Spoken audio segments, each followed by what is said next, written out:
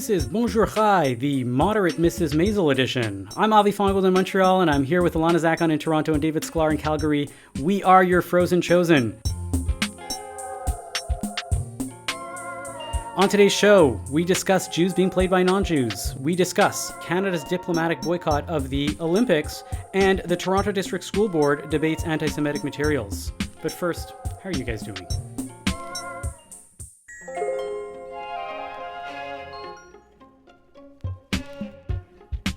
I'm a little bit tense right now, folks. I don't know if you heard the breaking news coming out of the Jewosphere right now, but there is officially a cream cheese shortage happening around the world, probably due to supply issues. They're calling it the schmear shortage right now as we speak. And bagel shops all the way from New York to Tel Aviv to Montreal, they're talking about cutting back. How are we going to feel with our bagel lox and cream cheese in the morning? Well, we need to promote some of that cream cheese, make a schmear campaign. I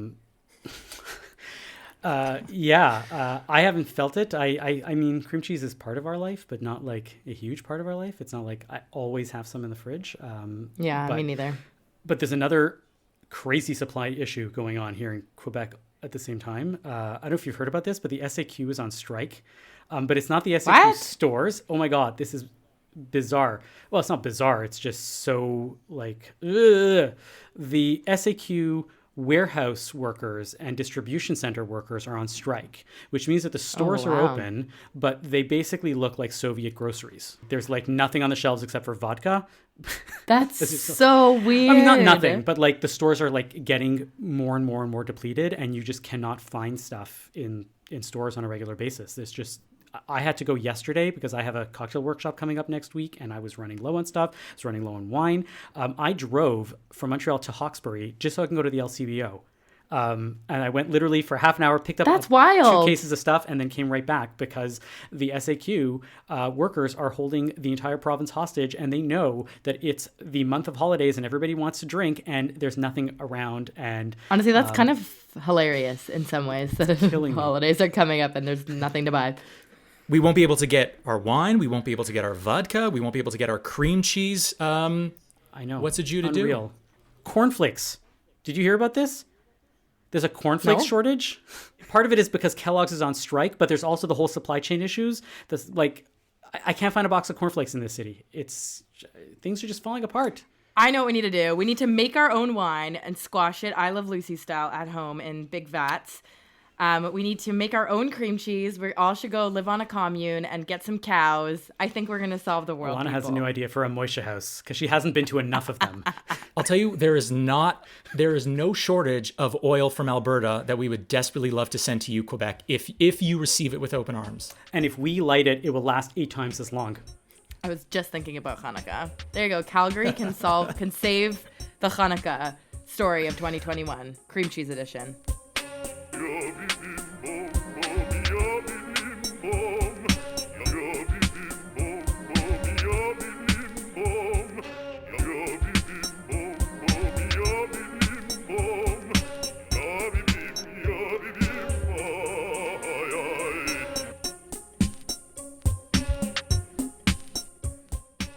So let's start with a topic brought up in our Slack channel this week. Listener Michael B. brought up the issue of non-Jews playing Jewish characters in movies and on TV. So I know the issue was brought up in the past. Tangentially, let's dive right in. What do you guys think? You're the actors. Should, for example, the new season of Mrs. Maisel was just teased on TV. Should Mrs. Maisel be played by a Jewish actor? And by extension... David, I'll let you start this time. Oh, you're so kind. Thank Go ahead, you. By extension. Before I rant everyone's ears off. Yeah, for sure. So here's the thing. Alana and I are both actors, and I believe we both played Jewish and non-Jewish characters in the past, both on screen and on theater as well. So I've thought about this a lot over my career. There's been a lot of talk about representation in the arts and appropriate representation of who should be playing these characters on stage and in screen. Look, overall, I really fundamentally feel that it does not matter. I, as a Jew, would love to get roles, right? When I am competing and going up against other parts, I would love to get every role possible. I know that is not a reality in the world that we are in.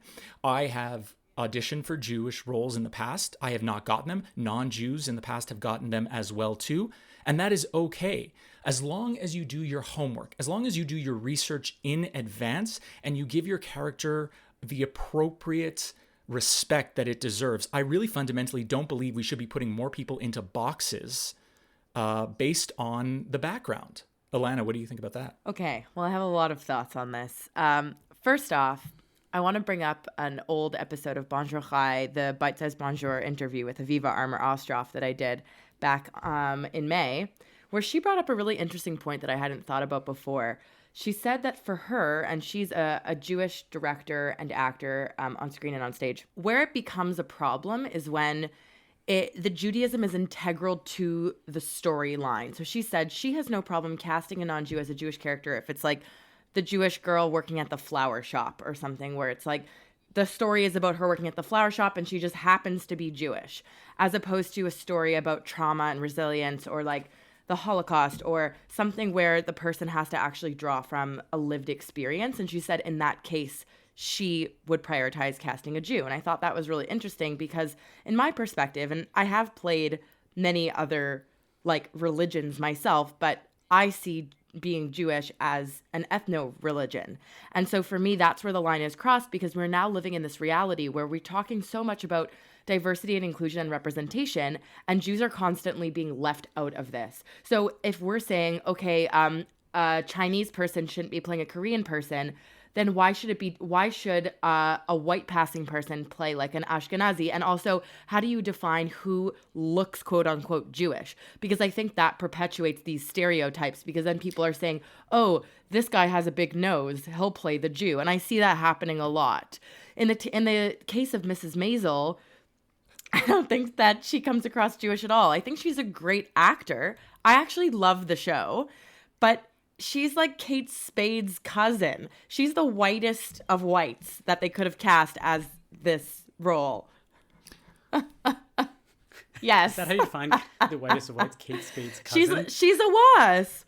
But Alana, aren't you The love child of Kate Spade and David Spade. Alana, aren't you a little worried that if we start having these discussions that, only Jews should play Jewish roles, then we are putting ourselves in a box to sort of say, great, you play all the Jewish roles you want, but you ain't playing non-Jewish roles in the future then. That's what begs the bigger question is, how do you define Judaism? Because if you're basing it just off of a religion, so first of all, I personally do not think it's ethical for me to play a different race. And I know that there's a lot of debate around how do you define Judaism? Like, people don't like to use the word race all the time because it denotes like a Nazi way of looking at things. But it is an ethnicity. Like, if you did a DNA test, my grandfather did his DNA test and got 100% Ashkenazi Jew. I would not play a character from a place that I'm not from. Pure blood. Like, we're at a point now. I would play a different religion. You wouldn't play a Sephardic Jew. That's where it gets complicated. Go ahead. But I've even heard this argument go beyond. I've heard it go beyond the pale, Lana, where it's like I got into an argument with an actor once who said only English people should play Englishmen, only French people should play Frenchmen, only Germans. And I think there's a difference, and I'll tell you why. I think there's a difference too. I just think this argument can go so beyond that we are only ever playing our exact upbringing, our exact background, that only David can play a Montreal Jew forever and ever. And I think that's wrong. I don't think that's what it is. No, I don't think that's what it is, because there's a difference between playing... Sorry, Avi, I feel like you have something to say, but I have... Go ahead. Okay. So I think there's a huge difference. I'm not saying you should only play yourself. I think there's one thing for me to play a Christian or an American or a person from a place that doesn't have a history of oppression. I think that's where it becomes really difficult. And I learned a lot about this. I took part in the Black Theater Workshop Mentorship Program years ago, and learned a lot about a POC's experience of representation and why it's important for someone who is Black to tell their own story as opposed to someone in blackface, which is obviously wrong for so many reasons. But I think that Sarah Silverman, she calls it Jewface when American media uses people who are not Jewish to play Jewish roles. And I think that there's something to that. And yes, we might not be a visible minority for Ashkenazi Jews, but there are a lot of different kinds of Jews. And I think that we run at the risk of misrepresenting our stories. And I just listened to an episode of Unorthodox yesterday, their most recent episode, where they interview an actor who is both Indigenous and Jewish from the show Reservoir what's it called again? Reservoir Dogs. Excellent show. Such a good show. So they brought her on, and she talked about how it's so important now in the Indigenous community for them to get the tribes right because they're so different. And it's the same thing as a Jew. And she was saying, I'm so glad that now people are stepping up to have Jewish representation. But I was thinking, are we? Because I'm not seeing that happening. And I think that as Jews, we can play all different kinds of things. But I wouldn't play like... Now, I would not feel comfortable playing like a Muslim woman from like an Arab country, even if I do have like an olive tone skin. Whereas 10 years ago when I was in theater school, I did actually play a character like that in the Laramie Project. And then when I was in the mentorship program at Black Theater Workshop, I did the monologue and they were like, Ilana, take off the hijab. Like, what are you doing? You are not from wherever place I was representing. And in that moment, I was like, oh, I guess I never thought about this before. This was many years ago before this became a wider conversation. And I think it should be the same. Like, why should a white person who comes from a very privileged background play a character who's going through something that they just will not be able to bring authenticity to, no matter how much research that they do? So if it's integral to the story. So how would you feel if a casting director told you, listen, Christianity is an integral part of this person's, stage presence and what their story is. And if you convert it to Christianity, you can get this job. That'd be awesome. But because you're Jewish and you don't really get what it means to be saved by Jesus, we can't give you this role. I mean, I think that would be up to them more than up to me. I just think it's different. But how would it make you feel? You wouldn't go to them and say, listen, I think I can do the research and I can try to like feel what it's like to be a religious individual. I mean, I know that I could do it, but the thing is, if that's what their perspective was, I would respect it, honestly, because I would think about my own perspective. Do you think that people of color should play like white individuals if they could? If they could. Or represent those stories? Represent those stories. You think that would be an appropriate thing to do? But how can you compare that? Because there is a movement a lot. What's that? No, I'm saying suppose that there was this character and this character was definitely white. Yeah. And a person of color said, I think I can do this story justice. But then the thing is because they're a visible minority by proxy of what they look like, being on screen, it wouldn't be a story about a white person, it'd be a story of a person of color. But it's still, if it's a historical person, it could be a white person. Oh, you're saying like playing, revamping right? history, like what they've done on Hamilton or things like that. Hamilton, sure. I think it's different because... where they're taking it and they're... Sure, but those people weren't oppressed. Like, white people historically are the ones that have been the oppressors. So I don't think it's the same to compare apples and oranges. And I think that's where the problem is having people of privilege play people of an oppressed group. But every...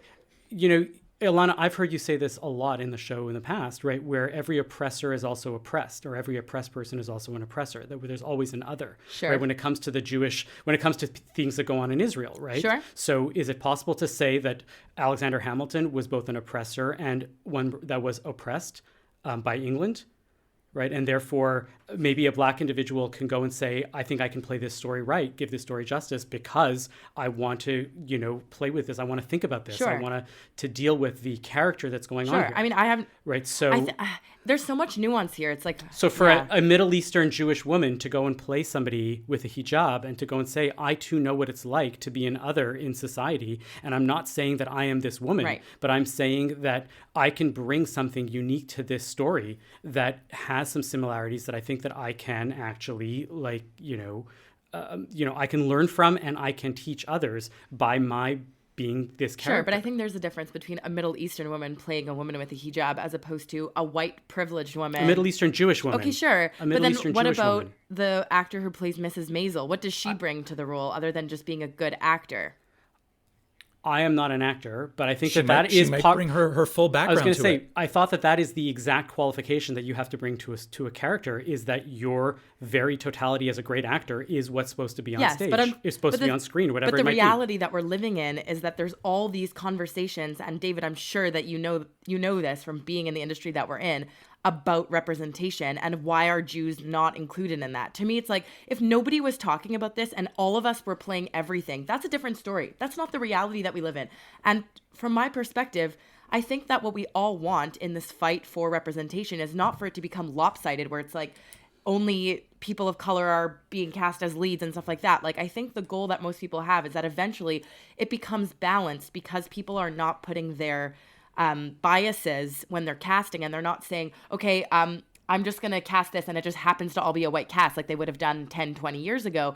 Eventually things will become more balanced and everyone will have the chance to play all kinds of roles. But we do not live in that reality. So right now, if we're trying to bring oppressed stories to the forefront, we need to do them right. We certainly don't. And Alana, I will give you the point where, I do believe that Jews are left out of the conversation a lot of times in the arts when we talk about, oppression, when we talk about representation. It always seems that Jews fall by the wayside. We need to, focus a light on these individuals. Oh, but as soon as Jews comes up, well, aren't they part of a privileged class is the question that really comes out again and again. And aren't they really de facto white?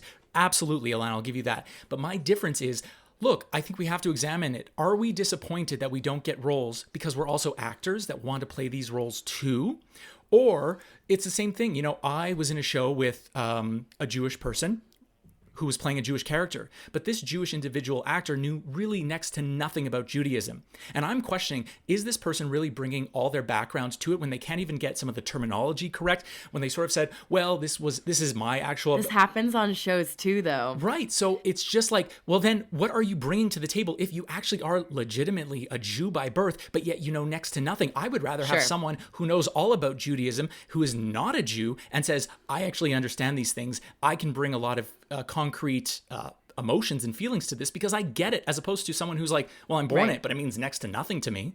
You bring up an interesting point, to be honest, because now that I'm thinking about it, something that I've brought up in the past, but I've never been able to put words onto, is when I watched The Marvelous Mrs. Maisel, for some reason, Tony Shalhoub never really bothered me, and he is not Jewish. And the way that I always pinned it in my head was, well, he's from another minority group, so I feel like he brings that reality from knowing what it's like to be from a minority group into the role. The amount of times that the actor who plays... I just think he's a good actor. Yes, I'm getting to that. Right? I think that a good actor, even if they were white, would figure out the place where they are a minority and say, I'm going to bring this to the table and I'm going to show this in the character. Here's the problem, and I'm going to just bring up two more things and then I've made my case. Because to be honest, what you're saying is infiltrating for me, and it's making me reflect on my view. Is that the difference is Tony Shalhoub clearly did his homework. But the actor who's playing the main character, Rachel Brosnahan, that's her name, right? I think so.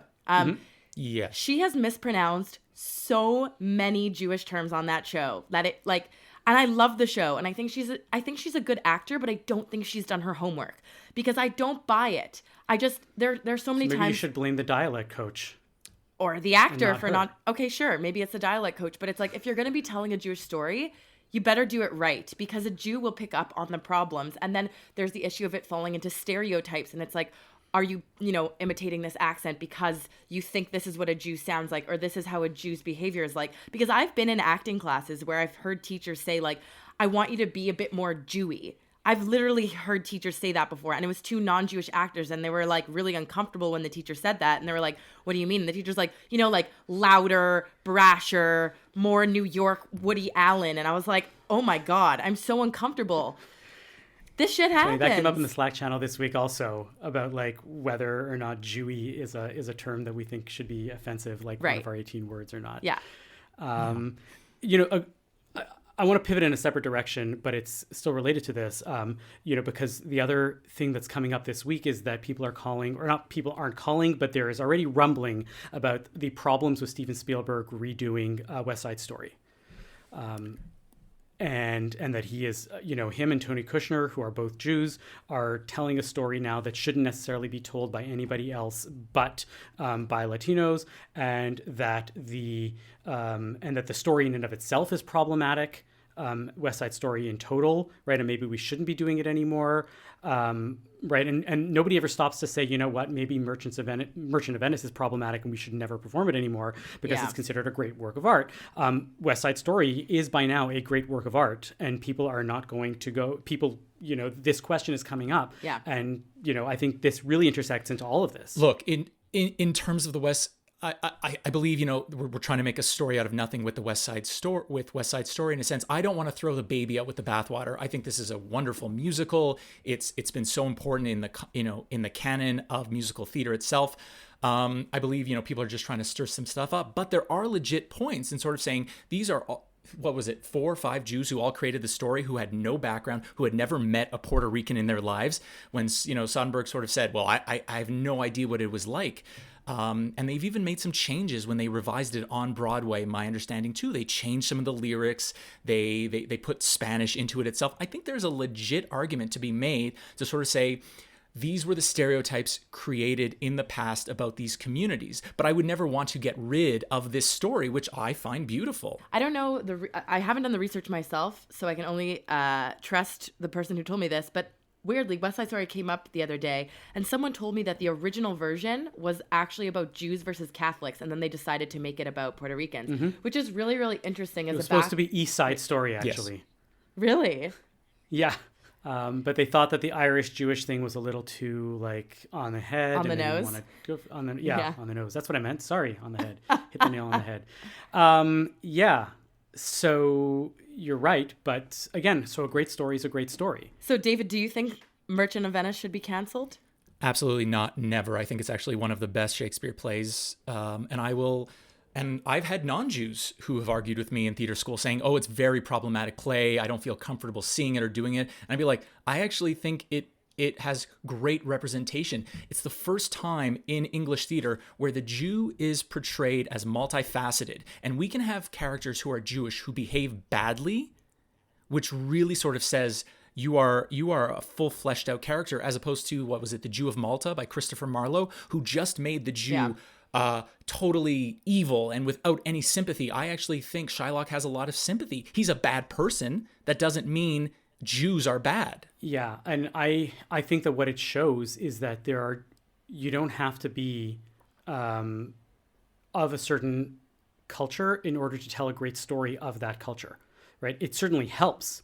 It often helps. It's probably there are great stories that are told from within a culture because you write what you know. But Steven Spielberg thinks that he can tell this story properly. Tony Kushner thinks that they can tell this story properly. And I think that I haven't seen it yet. I don't know, but I've heard good things. I haven't gone, not because I don't go to the movies. I just don't go to the movies because I have kids. It's just whatever. And it's only in the theaters now. But, I think that there are many times when Jews have told the stories of non-Jews. I think there are times when non-Jews have told the stories of Jews, whether in print or in film. And as directors, that is your job, is to be able to tell a great story. And I have no problem assuming that Steven Spielberg is going to tell a great story using this way. And I think if the actor is just one of the tools in this palette, or the actor is themselves telling a story of a character on stage or on screen, then we don't have to stop and ask ourselves, right, is this person allowed to tell this story or not? It's mainly much more becomes, did this person do a good job of telling the story? And I think that the problem that people have is when the person that is playing the non-Jew, and the person that is playing the Jewish person who is non-Jewish, the times that these things get complained about is when, like you said, David, when the story isn't being told properly. Right. Mm-hmm. When it's just a poor story. And I think it's an acting problem or a storytelling problem rather than a representation problem. I'll just finish off by saying, when I'm working on a play too, and some of the characters are non-Jews, we're talking about, I have a character who's, Mizrahi. I am not Mizrahi. I need to do the research. I also need to invite people on board to lend me their ears to do a bit further research and to let them know, what am I missing here? What do you find is important that really is sort of saying you're going down the wrong pathway? I think whether it's Spielberg or myself or Alana or any other artists, we need to admit where we are lacking information, where we don't understand the background and where we want to know a bit more, do the homework, and also pay those people to help us get through these things. Yeah, no, I think you both bring up really good points. I think for me, when I see a show that is falling flat Jewishly, it's because, and then I look at the credits. If there's not a Jewish writer or a Jewish director or Jewish actors at all involved in the project, I don't think those people should be telling those stories. There needs to be at least someone bringing authenticity to it, or a consultant or something at the very least. Because I was also just thinking, and I won't go on for much longer, but the show Transparent, written by a Jew about a Jewish family. Two of the actors in the family, I don't know if you've seen the show, it's excellent, are not Jewish, and it didn't bother me as much because the show was primarily casted Jews and was written by a Jew, and you could feel the neshama of the story. So I think if you can do as much homework as you possibly can, and there's at least a decent amount of higher ups on your team who are bringing authentic representation, there are times where maybe I could let it slide. Speaking of Transparent, I think that rabbis are often the worst representations of Jews on film. They're the most cliched, and rabbis should only be played by other rabbis, I think. And if you're a rabbi actor, I think you should get every possible job in Hollywood relating to rabbis, because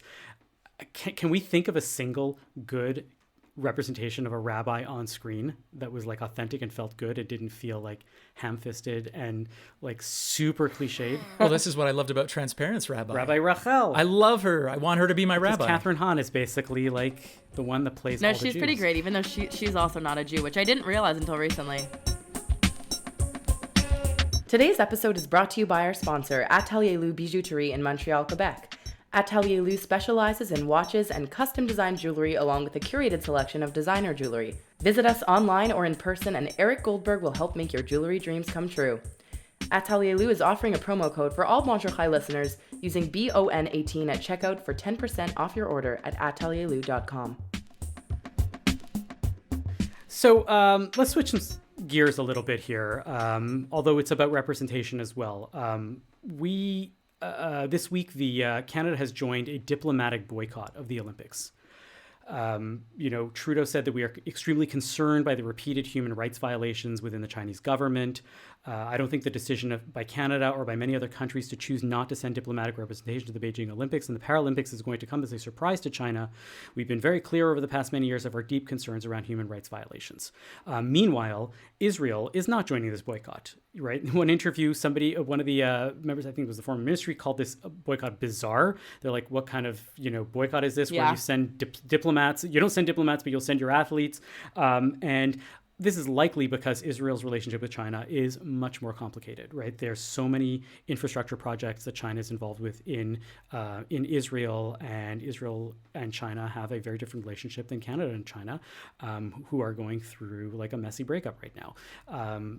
And so, this led me to start thinking about what is the nature of I wouldn't say our allegiances, but when we are living in a country that seems to be doing the right thing and feel like we're closely aligned with another country that is not doing the right thing, what do we do? How do we feel? How do we align ourselves? How do we feel we are represented? Look, I supported what Canada is doing in terms of this boycott. I believe it's what they can do. I think it would hurt a lot of athletes in the long run to sort of say, you're not going, you've been training this for 4, 8, 12 years, and all of a sudden... Well, this isn't this is not an athlete's boycott. No, I know it's not. Right? They know very well that by this point that it's not fair to the athletes to make them boycott. This is just diplomatically, right? They don't send high-level diplomats and other representatives from the countries representing, which I hear, and I really fundamentally support, because I think in the years to come, China will become more and more aggressive to different countries like Taiwan. I think it's the thing that we have to do, and we have to come together partially as like a Western bloc with New Zealand, with Australia, England, the United States, to sort of say, we will not take kindly to what you're doing and taking these actions. And I think there is a lot for China to answer for, in a sense. So in terms of as a Jew and as a Canadian Jew, where do your loyalties lie? I think this is the uncomfortable question of dual loyalties that a lot of Jews are being brought up to sort of say, well, are you with Israel? Or are you with Canada? Are you with the United States? I think it's true. Israel has a lot of complicated stuff going on as China is building more and more investments in non-Western parties around the world. So they're going to do their thing. And they're going to say, this is bizarre. We are going to go our way, and sort of say, we need to stand up and not allow this to become another, sports washing Olympics? I have a question. I'm curious. I mean, I know all your stances generally on the conflict in the Middle East. Maybe the listeners are still learning David's. But what would happen, let's say, if this were to take place in Israel, right?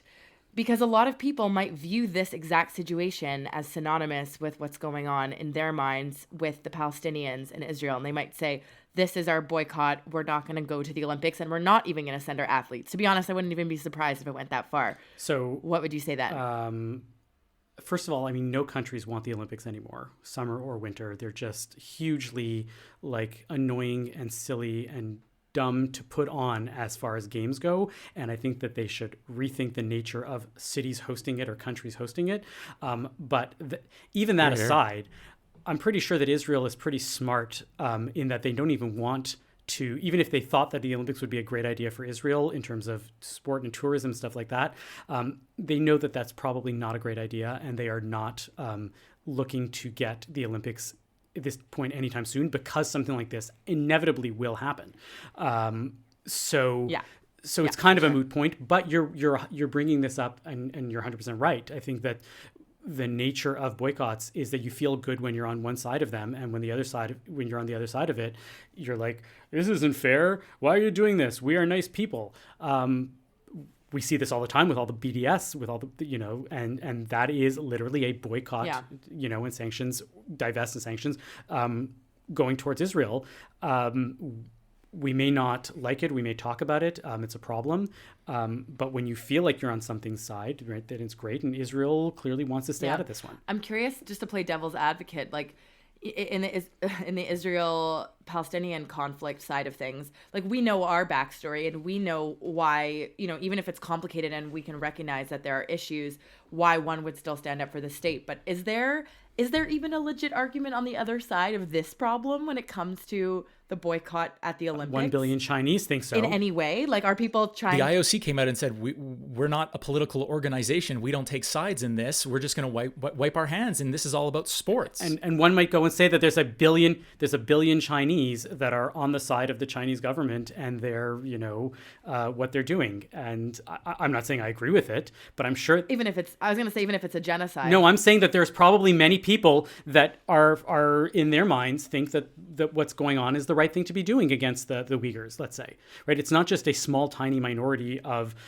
Chinese high-level officials that are saying, you know what, we don't like those Uyghurs. We are going to put them in camps and we are going to do bad things to them. It's not about that, right? You clearly have many people that believe that either they're not being told what's going on, and we should get informed, and we should maybe do a whole episode on the Jewish response to the Uyghurs, but to the Uyghur genocide. But at the end of the day, I am sure, rightly or wrongly, there are many, many, many people that believe that what China is doing to the Uyghurs is a good thing. I may not agree with it. And the same thing for Tibet as well, too, is the argument. Tibet doesn't get enough coverage at all, but it's been this way for many decades, in a sense, where right now they're being sent to new schools, almost like residential schools in a sense, where they're being taught Mandarin as opposed to their native language itself. They're being re-educated. It's the same thing. And Tibet gets very little attention too. Stop me if you don't want to talk more about the Middle East, but I just honestly, what keeps running through my mind is just that people might look at Jews and say, wow, so you're standing up for this cause, but you're not standing up for the one that's happening in your country. And, so these are the things that run through my mind, because to me, I do see a difference, and maybe that's a fault in my own education. And I'm not a hardcore right winger when it comes to Israel. I do see a lot of fault, and I think that there are gaps, and I think we do overlook things. But at the same time, I think that we actually do have pretty legit reasons. Careful, you're going to run into the wrath of the elders of Zion are going to get behind you there. And Alana, I think you're absolutely maybe correct. Jesus will too. But I think you really are. You're hitting on a point where I think this is becoming uncomfortable within the Jewish community, where they sort of say, oh, if I come out and support this boycott of this particular country, someone is going to say, oh, now you're being hypocritical because you want to ignore human rights violations in the West Bank and Gaza Strip itself. So I think a lot of Jews are like, how do I play this every time? Because my focus is always coming back to Israel and the Palestinian territories itself. And I think this is going to come again and again and again throughout the Jewish community in the years and decades to come. And it's just going to make it more difficult and challenging to address these issues where the Jewish community wants to keep out and keep quiet. And in a sense, this is what Israel is doing right now at the time. Yeah, I mean, the question then that would end all questions on this one is, if the BDS movement was a more moderate movement, right, that was not seeking according to some people, the complete eradication, right, of the Jewish people in order to have a totally free and Palestine, what's the line that they say, from the river to the sea? I'm not advocating this stuff, but I'm saying, like, this is, if it was more moderate than that, if it was just, we want to put boycotts on Israel because what they're doing is not right, and we have to figure out what this two-state solution is going to look like, and that was at the center of the BDS movement, do you think that it would have a lot more acceptance? Maybe. I mean, maybe not in our community, because I feel like people get triggered so much. Like even the Ben and Jerry's thing. It's such a tricky thing. A lot of them, the Ben and Jerry's thing erupted the community on Facebook. That's just Facebook, though. People get But there are Jews both within Israel and abroad that sort of say, I'm in favor of a partial boycott. I will not buy anything or support anything from the settlements itself. Right. I won't buy any wine from the settlements. I won't, any products or anything like that. And they say, this is my boycott and this is what I want to support itself. I think the problem is anytime BDS comes out, it becomes such a whirlwind of, oh my God, who are these people? What's going on? And then someone says something so stupid, right? It's always like you'll always find an anti-Semite in the BDS community, but you will also find Jews within the BDS community too, who sort of says, I believe in Israel's right to live free and safe, but I do not believe that also means that they need to also occupy and oppress another people at the same time too. So the thing is, it just goes back and forth and we never make headway on these issues. I want to switch gears here for a second because this directly intersects with a story that has been simmering all week that broke last night. I don't want to get too much into the details. It broke. It came to a big head, although I'm sure that this is not the end of this story. I don't know if you heard about this. Back in May, there's a student equity advisor for the Toronto District School Board by the name of Javier Davila, started distributing teaching materials that were linked to the PFLP, the People's Front for the Liberation of Palestine. One of the trustees of the Toronto District School Board, henceforth we'll call it the TDSB, took to social media and started complaining about the materials. And she said that she was deeply disturbed that she discovered that virulently anti-Israel and even anti-Semitic materials were distributed by the TDSB teachers through an opt-in list by a TDSB employee, right? Who do you think was the subject of an investigation by the Integrity Commissioner of the TDSB? Was it the, AB, was it Javier Davila, the student equity advisor who distributed this material? Or was this Alexandra Lilka who actually went and complained about this material? I'm going to go with B. I'll give you the answer. It was B. That's right. And when the report was released this week, which caused the story to come up all over again, it did note, to be fair, that the material promoted terrorism, but then it criticized her, right? Madam Lilka, Mrs. Lilka, for failing to note the positive aspects of the material. Interesting. Yeah, bonkers. So last night, the TDSB did vote against censuring her, to be fair. You can hear more about the meeting and the whole story. There's a lot of audio on our sister podcast, the CJN Daily, with Ellen Bessner. But this, to me, is what happens when we don't promote moderate voices within the community. Right. When suppose public schools do want to teach both sides of the Middle East conflict, right, the only material that they're finding is extremist material, and that's a problem, and that we need more moderate voices. Where do you find your moderate voices? I'm curious, because I'm finding that they're less and less both on the right and on the left. I agree. Agree with what exactly? No, I agree that things are becoming so extreme that it's hard to find any middle ground. And I find myself wanting to just disappear and not engage in conversations with a wider community because everything is so extreme on either side. I'm too afraid to voice anything because people will misinterpret or say that I'm leaning one way or the other, where there usually is two sides. I mean, there always is two sides to a story. So how do not really. There was no two sides in Charlottesville, Virginia. Okay, sure. Trump condemned problems on both sides. Sure. But you know what I mean? There were no two sides of the Holocaust either, just for the record. Okay. I take back what I'm saying. All I'm saying is that I wasn't thinking about those kind of examples. I was thinking more about the conflict in the Middle East, for example. But I think it's to hard. some people, that's the Holocaust. That's true.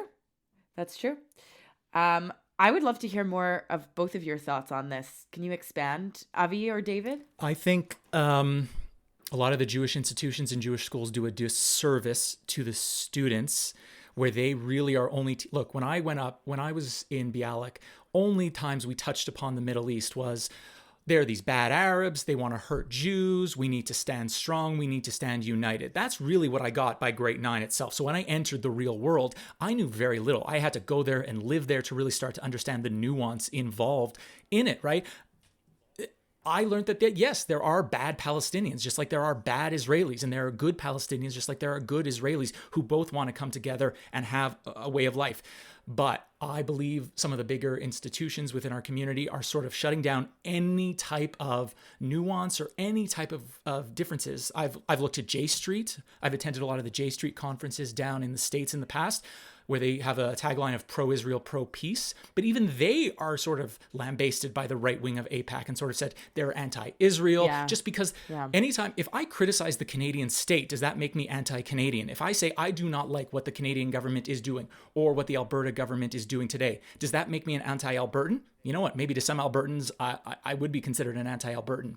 But the fact of the matter is, we should have a right to criticize. We should have a right to condemn. That doesn't mean we want to see the dismantling of these states. That doesn't mean we want to tear down these things. It means we want to see them better. We want to raise them up in a sense. But for some people, that is not good enough. Now, in terms of this particular event, again, any time nowadays in our society that Palestine or Israel comes, it is a trigger point. It is a clash. I don't know, rather than even giving, there is no such thing as moderate voices for some people. Well, I would say, well, that's a very moderate, nuanced approach. Others are going to say, that's so anti-Palestinian, or that is so anti-Israel, that you just get lost in the cacophony of noise. I wish there was a better way, Avi. I don't know if you have a great solution to that either. So I have a very good indicator for how to tell when a voice is a moderate voice, right? If there are people from both sides of a debate that are sitting at the same table, that's a pretty good indicator of that being a moderate voice, right? Because people are willing to sit and talk to each other. They are right away going to be more moderate than anything else. If you go and say, I am not willing to talk to this group, I think that speaking to Palestinians legitimizes them and therefore gives credence to their movement, which is totally false. That is an extreme position, and that is a pretty good indicator that this person is going to promote only extremist positions. Same thing for the other side. So that's my way of like, here's Avi's simple tip for finding out who's the moderates and who are not, right? You want to know who a moderate conservative is versus a moderate liberal, right? Figure out who are the conservatives that are actually talking to liberals and liberals who are actually talking to conservatives, right? And those are the voices that you want to be listening to.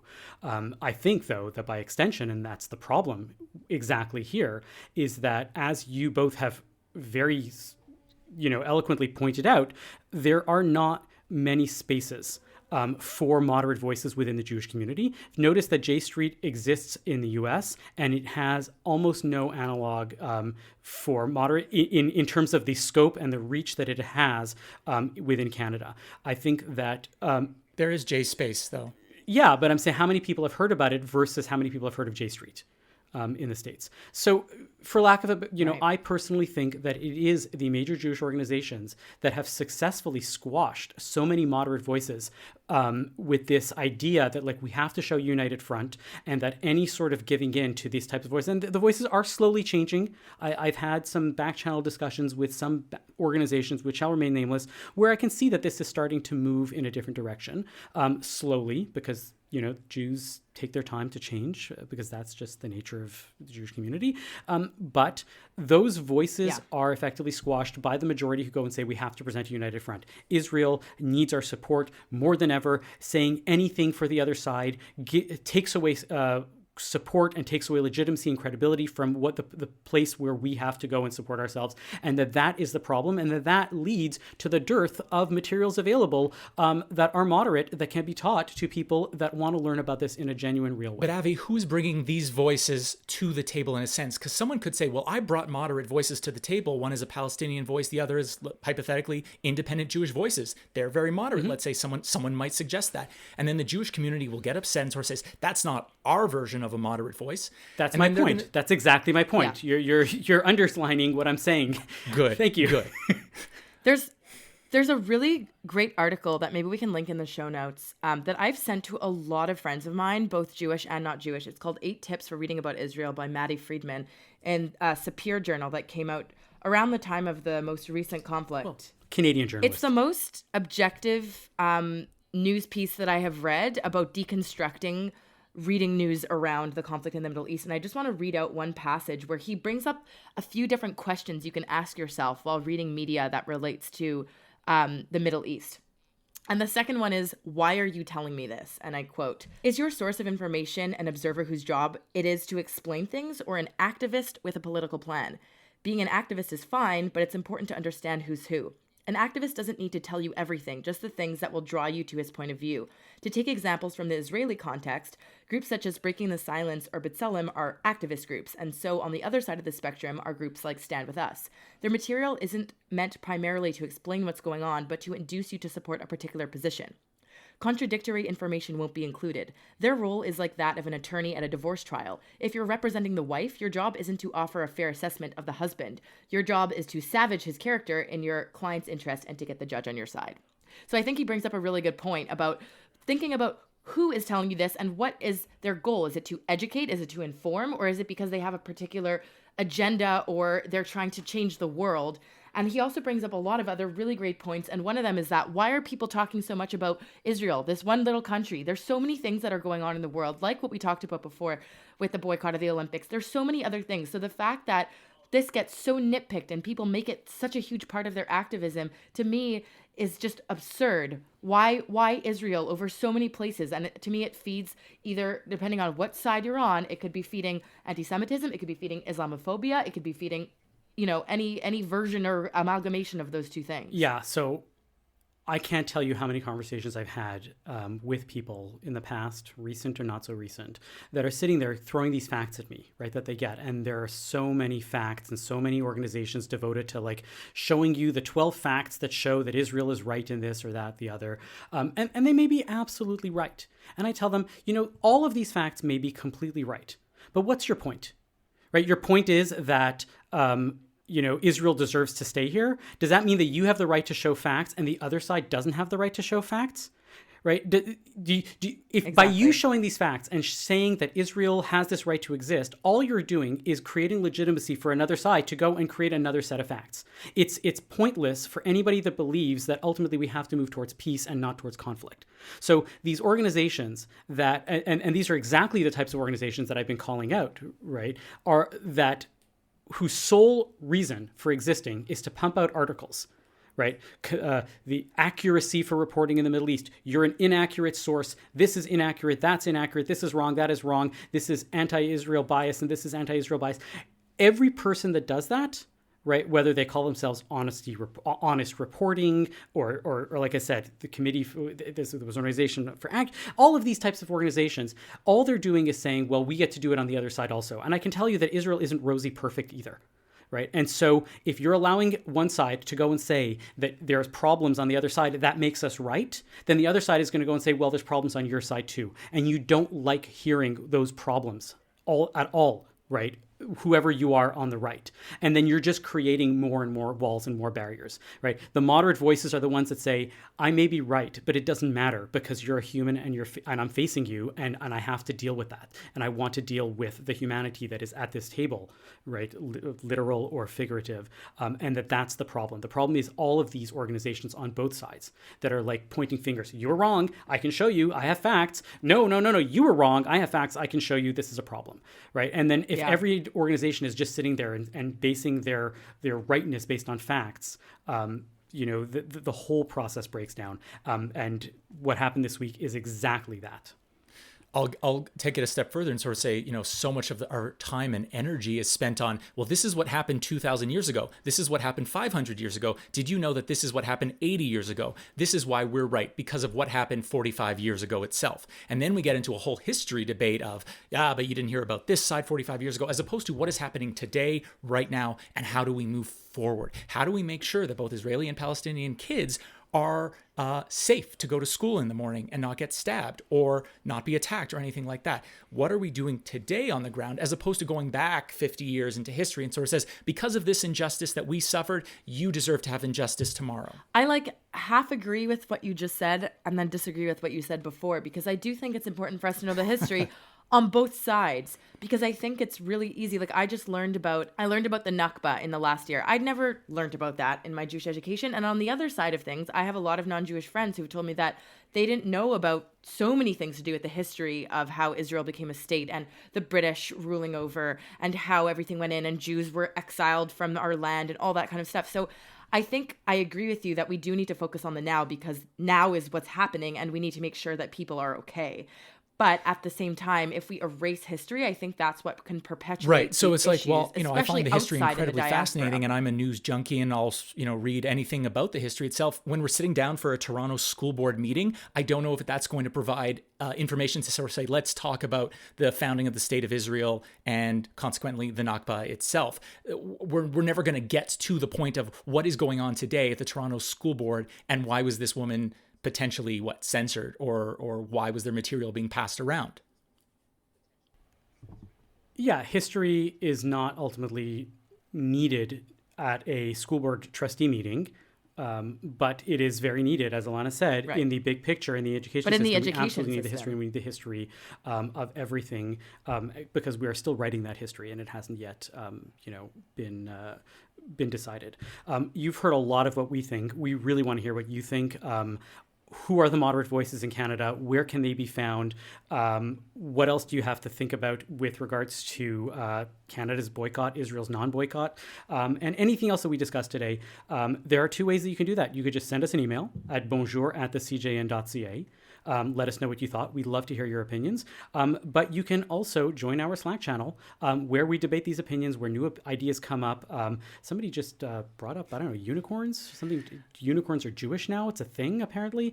Anyways, I think it was the same Michael B. Anyways, whatever it is, please join the Slack channel. There's a lot of discussion going on. It's called The Frozen Chosen. Send us an email at bonjour@thecjn.ca to ask us to join the Slack channel. We'll put you in there, and then you can be part of the rollicking discussion that is the Frozen Chosen channel on Slack.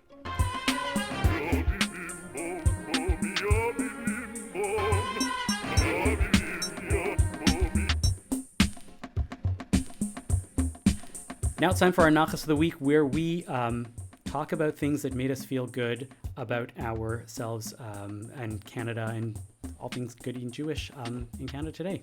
Alana, what's your Nachas? So I went to my favorite bookstore in Toronto, BMV, which is a series of used bookstores in the city that are extremely good quality. And because of this podcast, I feel like I am just always attracting Jewish things into my life without even seeking them out. And the first book that caught my eye had this nice cover. And it had an author that sounded Jewish, but I wasn't sure. And then I picked it up. And indeed, it was a Jewish book. It is not Canadian, but nevertheless, the book is called Tell Me How This Ends Well. And it's by David Samuel Levinson. And when you open the front cover, the first little tagline is, "Why is tonight different from all other nights? Tonight we kill Dad." As you can tell, it is a dark comedy. I love dark comedy, and I was like, wow, a Jewish dark comedy book. This is exactly what I need in my life to get back into fiction.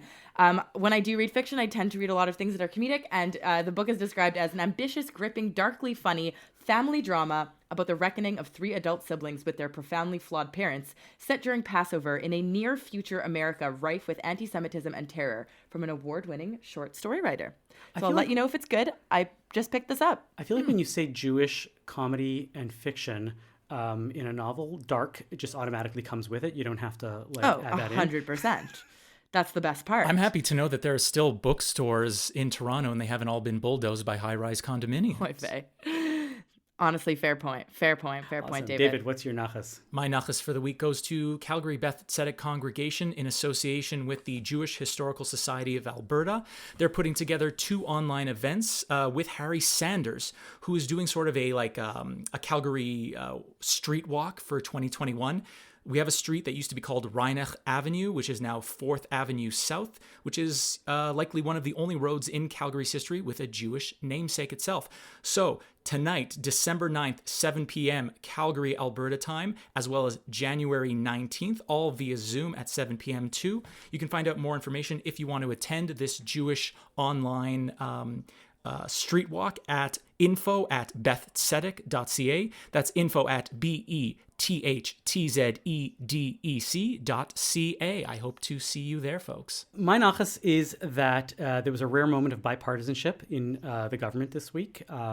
Bill C-4 was passed. It was initially an idea that was brought up earlier in the year. It died because of the dissolution of Parliament, and and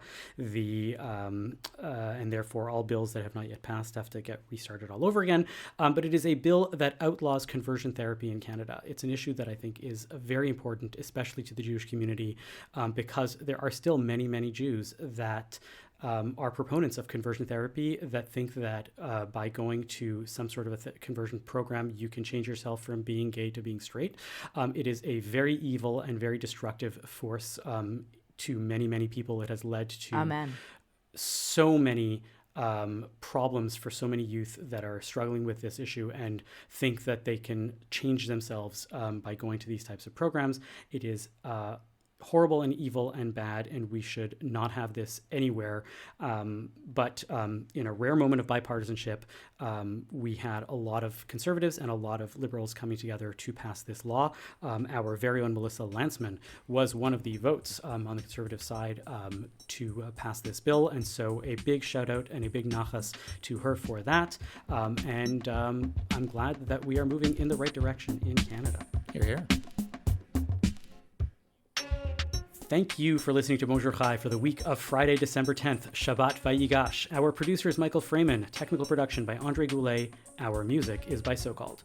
We are a project of the Jewish Living Lab and are distributed by the CJN Podcast Network. You can listen to all our past episodes and our new page at thecjn.ca/bonjour, and you can subscribe to the podcast and automatically receive all episodes on Apple, Spotify, or wherever you get your podcasts. As always, you can email us with comments at bonjour@thecjn.ca. I'm Avi Feingold. I'm Ilana Zakon. And I'm David Sklar.